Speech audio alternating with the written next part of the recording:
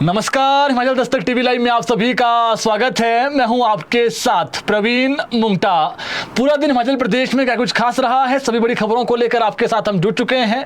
आज की जो सबसे बड़ी खबर है वो कर्मचारियों को लेकर, जिस प्रकार से दिवाली थी और दिवाली से पहले सीएम ने एक जो है वो कर्मचारियों को कहा था कि सभी के खाते में जो है वो हम दिवाली से पहले जो डीए है वो एरियर सही दे देंगे। तो आज खुशखबरी ये है कि जो कर्मचारियों की दिवाली है वो अच्छे से मनेगी। 6 महीने का जो एरियर है, एरियर के साथ खाते में आज जो पैसा है वो डाल दिया गया है कैश के रूप में, और जो कर्मचारी है उनकी दिवाली अब अच्छी हो गई है। आपको बताएंगे और भी कई महत्वपूर्ण खबरें हैं। और दूसरी जो बड़ी खबर है वो आपको बताएंगे कि न केवल कर्मचारियों को, जो बोर्ड हैं, एचपी बोर्ड, जो धर्मशाला वाला जो बोर्ड है, उनके कर्मचारियों को भी आज डीए की किस्त दे दी है। जो कर्मचारी वहां पर है, हिमफेड के जो कर्मचारी है उनको भी डीए की किस्त आ गई है और 6 महीने की एक साथ आई है। पटाखे कब तक जला पाएंगे वो आपको बताएंगे। और कांग्रेस का अध्यक्ष किसे बनाया जा रहा है, कौन दौड़ में, आपको वो बताएंगे। और भी कई महत्वपूर्ण खबरें। तो शुरुआत करते हैं सबसे बड़ी खबर के साथ। सभी कर्मचारियों को आज दिवाली से पहले डीए की किस्त खाते में आ गई है। राज्य सरकार ने 3% जो डीए देने की बात कही थी, उसमें जो 6 महीने का जो एरियर था उसके साथ आज दे दिया है। अप्रैल से लेकर सितंबर तक खाते में जो है वो डाल दी गई है। और अक्टूबर की जो सैलरी के साथ, जो सैलरी है उसके साथ फिर जो आपका बढ़ा हुआ पैसा, जैसे 500 किसी का बढ़ा है, 1500 बढ़ा है, वो फिर बढ़ते हुए आ जाएगा। तो कर्मचारियों की दिवाली अच्छी हो गई है। वहीं हिमफेड ने भी आज अपने कर्मचारियों को जो 3% डीए की किस्त है वो दे दी है। वहीं इतना ही नहीं, कर्मचारियों को छोड़ करके जो बोर्ड है, स्कूल शिक्षा बोर्ड धर्मशाला ने भी आज जो है वो अपने कर्मचारियों को 3% डीए देने की जो ऐलान किया था वो जो है वो दे दिया, कहीं ना कहीं वो भी आज दे दिया है। इसके अलावा सीएम सुखविंदर सिंह सुक्खू ने आज शिमला में मीडिया से बातचीत में कहा कि अक्टूबर के आखिरी सप्ताह या फिर नवंबर के पहले हफ्ते में कांग्रेस अध्यक्ष बना दिया जाएगा, यानी इसी महीने के अंत में या फिर नवंबर के पहले सप्ताह। ये आज सीएम ने कह दिया है। किसे अध्यक्ष बनाया जाएगा यह पार्टी हाईकमान पर निर्भर करेगा। सीएम ने कहा कि अध्यक्ष को लेकर सोशल मीडिया पर क्या चल रहा है वह उनकी अपनी बातें हो सकती है, लेकिन फैसला हाईकमान ने लेना है और बहुत जल्द इस पर फैसला भी हो जाएगा। सीएम सुक्खू ने वहीं पेंशनरों को लेकर के भी कहा कि पेंशनरों ने जो प्रदेश भर में प्रदर्शन किया है उनकी मांगें बिल्कुल जायज हैं। पूर्व भाजपा सरकार के पास खुला पैसा था, क्योंकि तब उन्हें 50,000 करोड़ रुपए ज्यादा मिले थे। तब राजस्व घाटा अनुदान भी 10,000 करोड़ मिलता था, जबकि हमें राजस्व घाटा जो है वो अभी केवल 3,000 करोड़ मिल रहा है, जो अनुदान राशि है। बावजूद इसके पूर्व भाजपा सरकार ने न तो कर्मचारियों की देनदारी चुकाई और न ही पेंशनरों की। पेंशनरों की मांगे जायज हैं जिन्हें सरकार पूरा करेगी। सीएम ने कहा कि पेंशनर अपना डीए व एरियर मांग रहे हैं। सरकार ने 75 ईयर से ऊपर वालों को, पेंशनरों को जो है वो डीए भी और एरियर दे दिया है, जबकि 70 साल से ऊपर वालों के लिए भी बजट में घोषणा की गई है। उनकी मांग पर दीपावली के मौके पर 3% डीए दिया गया है। सभी को जल्द एरियर भी मिल जाएगा, उसके लिए प्रयास कर रहे हैं। उन्होंने कहा कि पेंशनर्स वरिष्ठ लोग हैं जिनका हम मान सम्मान करते हैं। और उन्होंने कहा कि एचआरटीसी के पेंशनरों को लेकर पूछे गए सवाल पर सीएम ने कहा कि उनको भी 10 करोड़ रुपए की जो अतिरिक्त राशि है वो जारी कर दी है और उन्हें पेंशन आज ही मिलेगी, और आज पेंशन सरकार ने दे दी है, अब उनकी पेंडिंग नहीं है। उन्होंने कहा कि एचआरटीसी को सरकार 57 करोड़ रुपए की ग्रांट इन एड कर्मचारियों के वेतन और पेंशन के लिए हर माह देती है। एचआरटीसी को सरकार जो है वो स्ट्रेंथन करने पर गंभीरता से काम कर रही है, जिसके नतीजे जल्द सामने आएंगे। मुख्यमंत्री ने कहा कि एचआरटीसी में हैवी स्टाफ है, इसे पांव पर खड़ा करना है, जिस पर सरकार लगातार काम कर रही है, अपने पांव पर खड़ा करना है। जल्द ही इनके जो कष्ट है वो दूर हो जाएंगे। वहीं आपदा राहत को लेकर पूछे गए सवाल पर सीएम सुक्खू ने कहा कि हिमाचल सरकार पूरे प्रदेश में आपदा राहत का पैकेज देगी। जिस किसी का भी बरसात में नुकसान हुआ है उसे तुरंत जो है वो अभी इसी माह, उन्होंने कहा कि बहुत जल्दी दे दिया जाएगा, और उनको 7,70,000 रुपए हम देंगे। वो किसी को भी ऐसा नहीं होगा जिसको हम नहीं देंगे।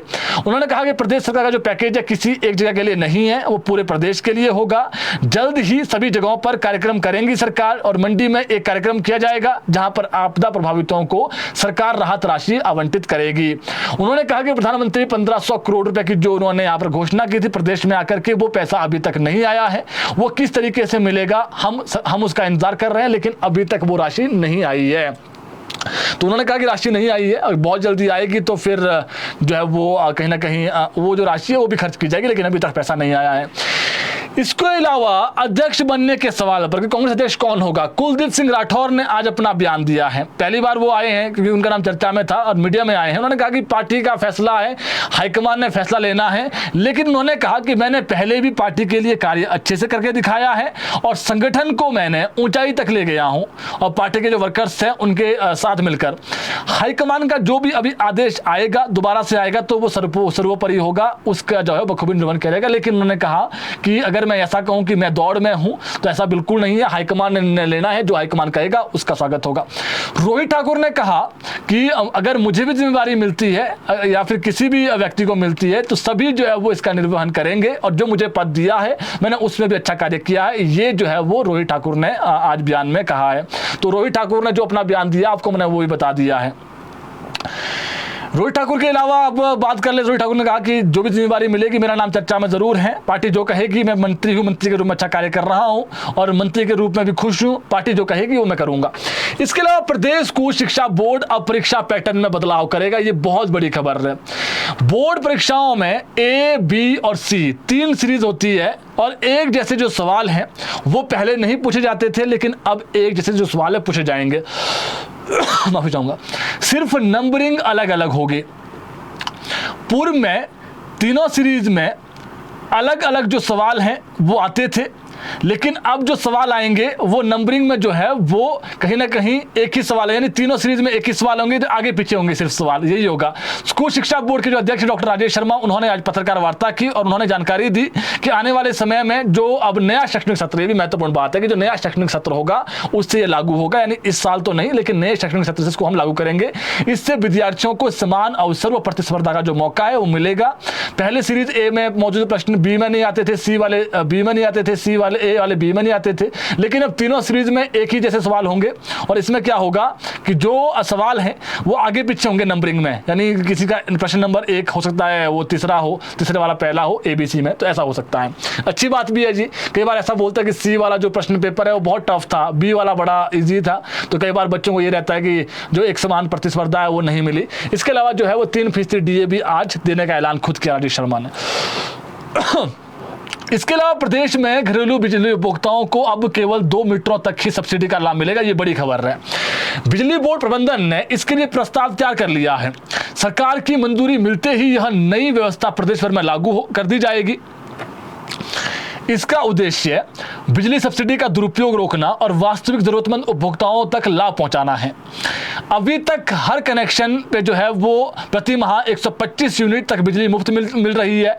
प्रदेश में कई उपभोक्ताओं के नाम पर 2 से अधिक मीटर हैं। ये परिवार कई कनेक्शनों पर बिजली सब्सिडी का लाभ उठा रहे हैं और बोर्ड प्रबंधन के अनुसार भविष्य में ऐसे उपभोक्ताओं को केवल 2 मीटरों तक की ही जो सब्सिडी है वो मिलेगी, जबकि तीसरे या अधिक मीटरों पर बिजली की जो सप्लाई है वो सामान्य यानी नॉन सब्सिडाइज दरों पर दी जाएगी, पैसा देना पड़ेगा। बोर्ड ने शुरुआती प्रस्ताव में यह प्रावधान रखा था कि एक परिवार में केवल 1 मीटर पर ही सब्सिडी दी जाए। प्रदेश में बड़े परिवारों जैसे साझा मकान हैं, ग्रामीण इलाकों की जो परिस्थितियां उसको देखते हुए अब इस प्रस्ताव में संशोधन किया गया। राज्य में ऐसे हजारों घरेलू उपभोक्ता है जो प्रति माह 125 यूनिट से कम बिजली खर्च करते हैं। इस श्रेणी के उपभोक्ताओं से वर्तमान में कोई शुल्क नहीं लिया जा रहा है, यानी बिल ही नहीं आ रहा, 0 रुपये बिल आ रहा है। यानी वो पूरी तरीके से सब्सिडी भर बिजली का जो उपयोग है वो कर रहे हैं। सरकार हर साल इस जुमद में करोड़ों रुपए का जो है वो भार जो है वो सब्सिडी के रूप में खुद वहन कर रही है। प्रदेश में 22 लाख से अधिक घरेलू उपभोक्ता है, कई ऐसे उपभोक्ता, लाखों में उपभोक्ता है जिनके बिल ही नहीं आ रहे हैं।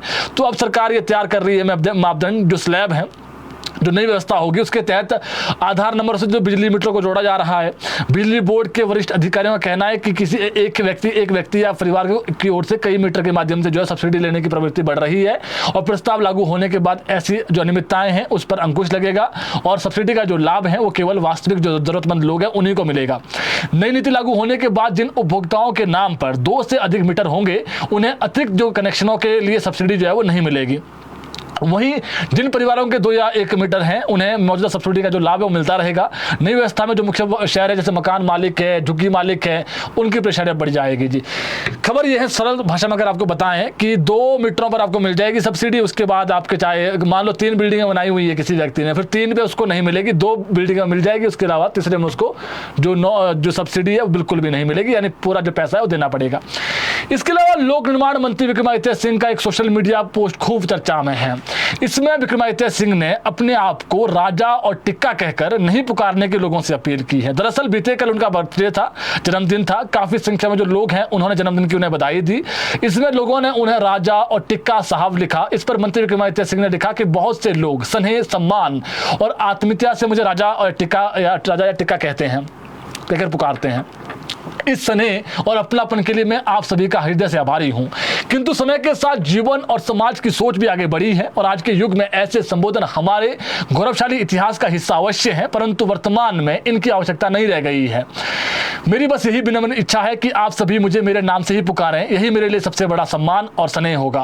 विक्रमादित्य सिंह पहले भी कई बार उन्हें नाम से संबोधित करने का आग्रह कर चुके हैं, लेकिन जो उनके समर्थक हैं, चाहने वाले हैं, वो बार बार फिर उन्हें राजा या टिक्का साहब कहते हैं। फिर जन्मदिन का मौका था तो उन्होंने एक बार फिर से जनता से अपील की है कि आप मुझे टिक्का राजा कहते हैं, अब जो समय की जिस प्रकार से समय बदल रहा है तो इसमें आप मुझे मेरे नाम से पुकारेंगे तो मुझे और अच्छा लगेगा। लेकिन कई समर्थक है, प्रशंसक है, वो उनके कमेंट बॉक्स में लिख रहे हैं नीचे कि आपका बड़प्पन है कि आप जो है वो अपने आप को अपने नाम से पुकारने को कह रहे हैं, लेकिन आप जो है वो दिलों के भी राजा है, दिलों के भी जो है वो एक बड़ी शख्सियत है, ये उन्होंने जो समर्थक है वो कह रहे हैं। तो ये खबर थी जी। इसके अलावा बात करें एक और खबर को लेकर के, तो दूसरी जो खबर हमारे पास है, हिमाचल प्रदेश पथ परिवहन निगम ने पेंशनरों को सितंबर महीने की पेंशन जारी कर दी है। यानी जो उनकी डिमांड थी वो मान ली है। सरकार से अतिरिक्त ग्रांट मिलने के बाद निगम ने पेंशन अदायगी के आदेश जारी कर दिए हैं। आज ही पेंशनरों के खाते में मासिक पेंशन भी आ गई है। निगम प्रबंधन ने अगस्त माह की जो पेंशन है वो इसी महीने जारी कर दी थी। निगम प्रबंधन व सरकार के वायदे के अनुसार पेंशनरों को दिवाली से 1 दिन पहले पेंशन जारी कर दी गई है।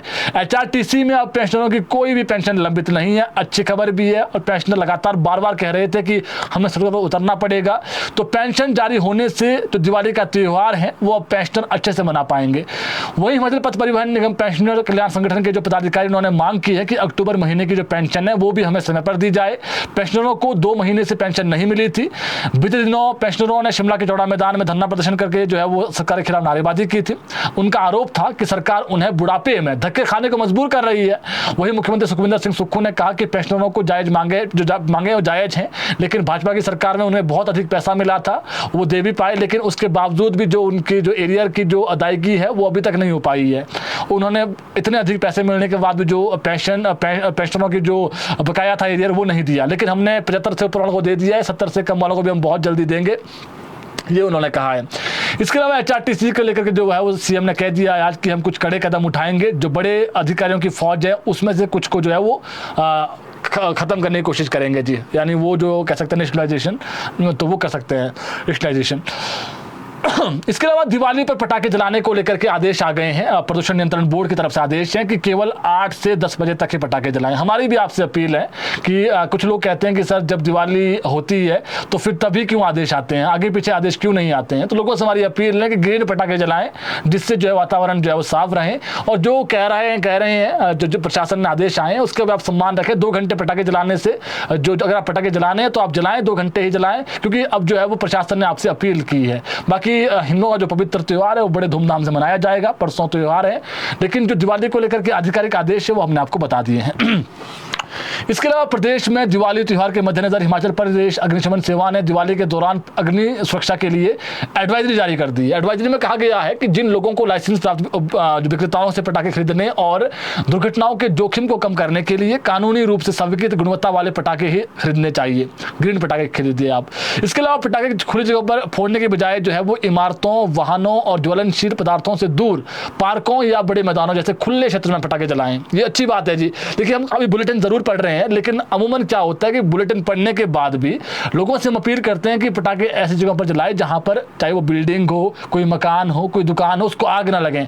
लेकिन हर साल आग लगती है, हर साल जो है कुछ ना कुछ नुकसान होता है। लोगों से हम फिर से अपील कर रहे हैं, जो अग्निशमन विभाग भी कह रहा है कि देखिए अग्निशमन विभाग के कर्मचारी वो भी उस दिन दिवाली मनाते हैं शाम के समय, और फिर उसके बाद उनको, क्योंकि 24/7 की सर्विस है, फिर उनको आग बुझाने जाना पड़ता है। तो इसलिए ऐसी नौबत ही ना आए, ना आपकी संपत्ति को नुकसान हो।